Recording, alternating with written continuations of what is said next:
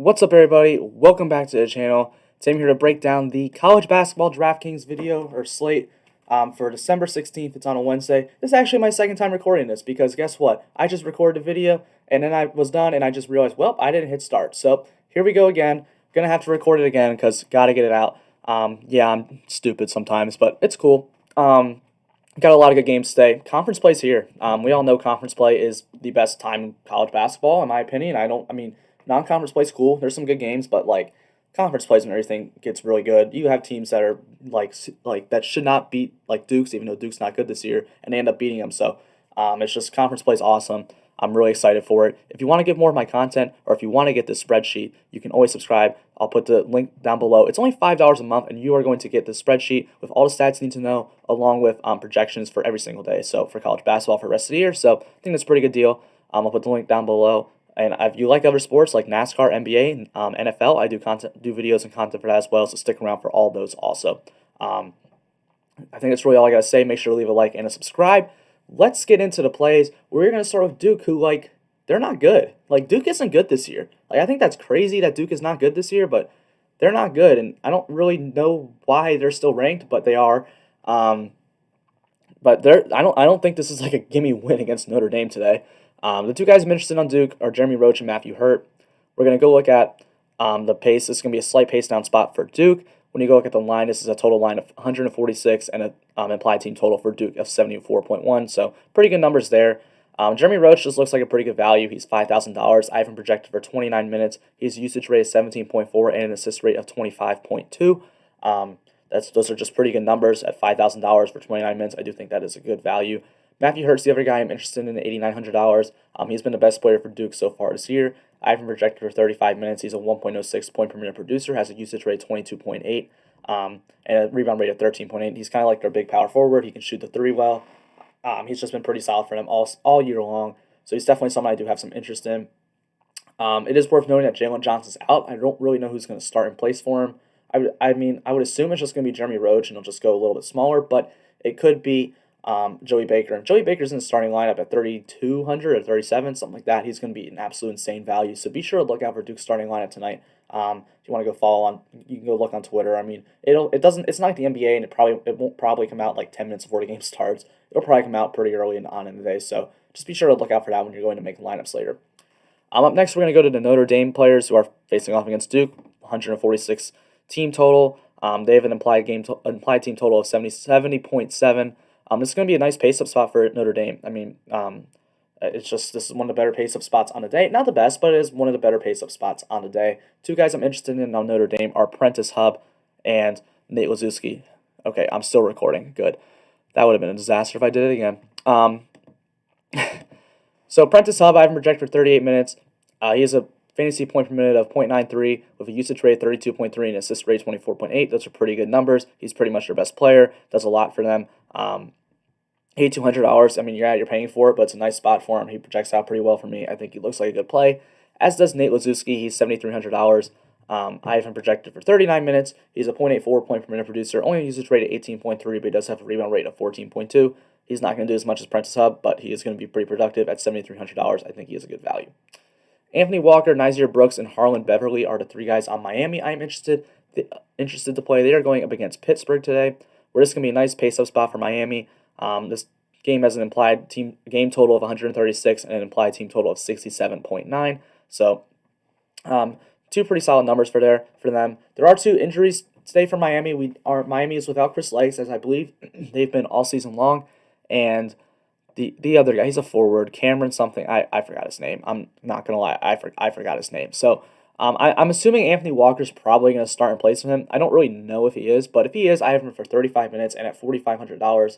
That is a very, very good play. This is another team you're going to need to look up the starting lineup. Fortunately, there's a game at 5 o'clock today, but it's not this one. And I think this game's at like 6:30, so it shouldn't affect that much. We should know pretty early on into today when or who the starting lineup for this team is going to be.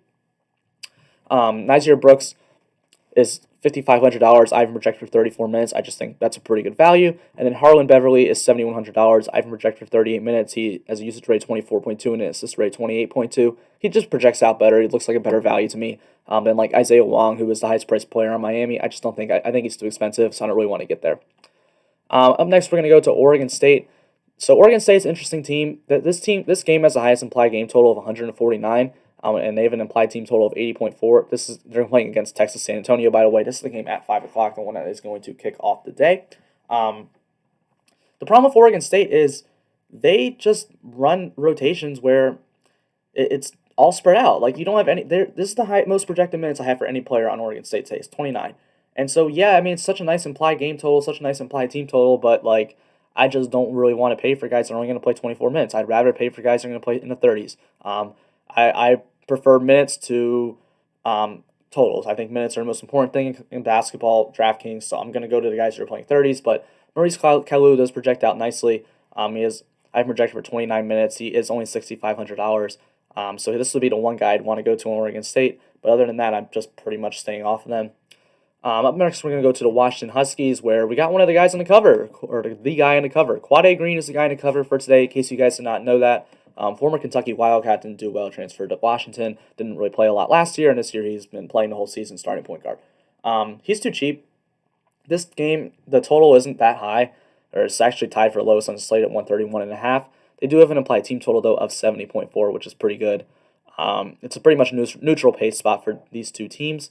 But Quade Green, I mean, he's just too cheap. I don't understand why he's $7,900. He's playing 37 minutes a game, or I have him projected for 37 minutes today. Has a usage rate 28.7 and an assist rate 29. He's just kind of been the guy. I just think he's a great play. He projects out really well for me, projects out a nice value for me. So I definitely want to get some Quade Green. Nate Pryor is also someone I am going to be interested in. At $5,400, I've projected for 32 minutes. That's just a pretty good value for the amount of minutes he's going to play. Ohio State and Purdue is going to be a game I'm really just looking to avoid. It has 134 game total. Ohio State only has a 64.6 implied team total. It's going to be a pretty neutral spot, but these two teams, because these two teams have been scoring a lot of real life points, and which is gone to fantasy as well, and they've priced up all the Ohio State Purdue guys, so none of them just project out as good values for me. The one guy I would go to is C.J. Walker on his team. I have him projected for 36 minutes. He's usage rate 21.9 and assist rate 23.1, and I believe he will take most of the usage away when E.J. Liddell is off the floor. E.J. Liddell is out. The other guy that could be interesting to go to is Dwayne Washington Jr. If you wanted to get any of him, I think that's okay as well. Cade Cunningham, I just feel like I kind of have to talk about him because he's Cade freaking Cunningham. He's going to be a top 3 pick in the draft this year. It's maybe number 1 overall. I would take Evan Mobley, but Cade Cunningham probably cannot go wrong. I honestly haven't even watched him play yet, so I'm probably going to watch this game tonight. Wait, who do they play? TCU? Maybe. I don't know. We'll see. There's other games that I'd rather watch than that. Anyway, they play TCU. It's going to be a huge pace down spot for Oklahoma State. TCU plays at a really slow pace, and the implied team total or game total is 133.5, and the implied team total for Oklahoma State is 68.8. It's just a pretty much downgrade everywhere for them. But Cade Cunningham does have a 1.104 point per minute, a usage rate 27.8, and an assist rate 24.2. He is a guy on his team. I get it if you want to play Cade Cunningham. He's probably the biggest name on the slate today. And we just like playing big names, so I get that. I don't think you have to go there. I think you can, but it's not like this. You absolutely have to get to Cade Cunningham today. On the other side of that game is TCU, and I really like TCU today because, look, this is, a huge pace down spot for Oklahoma State, but it's a huge pace up spot for TCU today. In fact, it's the biggest pace up spot on the entire slate, so I definitely like getting into some TCU players. This game, we already went over the implied game total. The implied team total for TCU is 64.2. Not great, but the pace of spot makes me really like going there. Mike Miles projects out as a really good value. I have him projected for 36 minutes. At $5,700, he's a .82 point per minute producer. He has a usage rate 25.5 and an assist rate 24.6. So that just looks like a pretty good value to me. He's going to play that many minutes with pretty good rates and a pretty decent cheap value. RJ Nembhard's the best player on TCU this year, and I really want to get there. He's $8,400. I have him projected for 38 minutes. He's a 1.03 point per minute producer. Has a usage rate of 31 and an assist rate of 34.4. He's pretty much just doing everything for his team. He is the best player on his team. In a nice pace of spot against Oklahoma State, I do think this is definitely someone I definitely want to get some exposure to. He's definitely one of my favorite payout plays for the entire day. And then Kevin Easley looks like a pretty good value for TCU. $4,200. I'm projected for 27 minutes. He's a .62 point per minute producer, so that's pretty good. So he's definitely just someone who I want to go to for value. I wouldn't expect a ton from him, but a nice little value play. I'm not really interested in Villanova today. The only guy I would play is Justin Moore. Villanova, I mean, it's a pretty much neutral pace game. It's a really low game total of 131.5. Their implied team total 70.4, which is solid, but like it's nothing too substantial. I just think there's other pace up guys, or not pace up, pay up guys I'd rather go to than the Villanova guys like Gillespie, Jeremiah Robinson Earl, Jermaine Samuels. I would rather go to some other guys, but Justin Moore does look like a decent value if you want to get someone from Villanova. He's $6,800. I have him projected for 34 minutes. He's a usage rate of 19.2. So he does look pretty solid to me. I don't think he's like, a lock to play, a lock value or anything, but I do think he does project out as a pretty decent value. Butler, on the other side of that game against Villanova, they have a really low implied team total of like 58.6. There it is. The game total is really low. I'm not too interested in them that much. I mean, I did put Aaron Thompson on here because he is $7,300. He plays 38 minutes. His usage rate 21.5 and assist rate 25.2. His rates look good for his salary, but in a neutral pace spot in a game where they're really not supposed to score a ton of points, I don't really know how much I really want to get to the studs there. Bryce Golden came out and played 30 minutes last game for Butler against Wichita State. And I mean, he was coming off an injury and he just came in and played 30 minutes. So I don't really see why he wouldn't do that again. He wasn't that productive, 0.466 point per minute. But I expect that to go up. And at only 3,700, if you're getting 30 minutes out of a $3,700 player, I think that's a good place to go to. And the one guy I really do like on Butler today, even though I'm really not too high on this game, is Jair Bolden. I just think he's too cheap. He's $6,200. I have for 31 minutes. He's a point per minute of 1.2. He's a usage rate 27.7 and a rebound rate 17.6. That's just ridiculous for 6,200 in my opinion. Those rates and that point per minute are too high. I think he's a great play today. Him and Quade Green are my two favorite plays on this slate. I do like Jair Bolden a lot. Now we're going to go to Cincinnati going up against South Florida. We got an American Conference showdown here. Two teams that really aren't that good, but it's cool. This game has an implied total of 132, and Cincinnati has an implied team total of 69.6. It's going to be a slight pace down spot, but it's pretty much a neutral pace game. I mean, like it's really tight, 0.6 possessions less, so it's really not anything to worry about too much. David Julius, if you watch college basketball a year ago, used to play at Michigan. He was a point guard at Michigan, transferred to Cincinnati, probably to just get more usage, get more playing time. I have him projected for 32 minutes today. He's $6,900. He's a 0.8 point per minute producer, has a usage rate of 19.9 and an assist rate of 32.6. I do think that is a very good rates for his price. It's not the best game environment, but I do think he looks like a pretty good value, as does Keith Williams, although I'm a little bit less interested in, or less high on him because I do only have him projected for 27 minutes today. He has a usage rate of 34.1 though, which is very, very valuable. And Tari Eason's $4,500. I also really like him. I've projected for 25 minutes. He's a 0.87 point per minute producer, has a usage rate of 23.3 and an assist rate of 13.4 and a rebound rate of 16.2. At $4,500, 25 minutes for that, I think it's a very good value. The one guy I'm interested in on South Florida is Alexis Yetna. I mean, this team is very like Oregon State. Oregon State's the team that, two orange teams, both start with O's and end in state. It's confusing. But yeah, very much like Oregon State is South Florida.